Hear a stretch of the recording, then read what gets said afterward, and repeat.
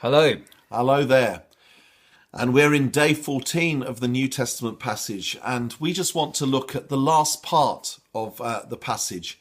And I want to look at the first bit of that, which is where Jesus says, I praise you, Father, that you have hidden these things from the wise and the learned and the intelligent, but you've revealed them to little children. And you see, Christianity isn't about the intelligent working their way with their minds towards God. It's about God condescending to come down to our level and revealing himself to us.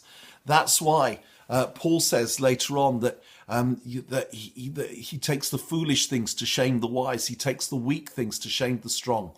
It's not about being intelligent or not intelligent. It's about having a childlike heart. And children are teachable. Children are eager to learn. Children receive things. Children are not cynical. And when we have childlike hearts, that's where the seed of revelation can germinate and grow in us. Also, in this first bit, you see the relationship between the Father and the Son. Jesus says, I thank you, Father, that you have revealed these things to children, and you've revealed them, as it were, through me. And we work together, and we have a relationship together. It's a theme right through the Gospels. The Father and the Son are very close. And the bit I want to pick up on is just the bit that comes next, where Jesus says, come to me, all you who are weary and burdened, and I will give you rest.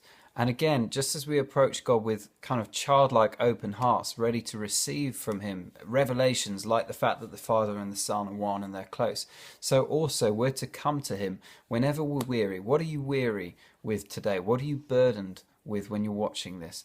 Come to him and he will give us rest. He gives it to us freely. And then the bit that it says after that, it says, take my yoke upon you and learn from me. Again, there's that thing of learning and being a child before him. And you will find rest for your souls, for I'm gentle and humble in heart. You'll find rest. So on the one hand, you see he gives us rest. And then later we see that as we take his yoke upon us, we actually discover it for ourselves. And what I find is that Jesus will give me peace, and there'll be moments and times when I feel incredibly weary and I'll come to him and suddenly I'll just have a sense of peace. But actually the permanent peace, which we're called to, a sense of wholeness and a sense of being who we are and being right before God, that's something that we almost actualize for ourselves. We take hold of ourselves when we take on ourselves the burdens and the calls of God.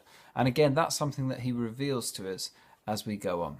So receive his rest, and then also go and do his work, and we find it in a whole new way.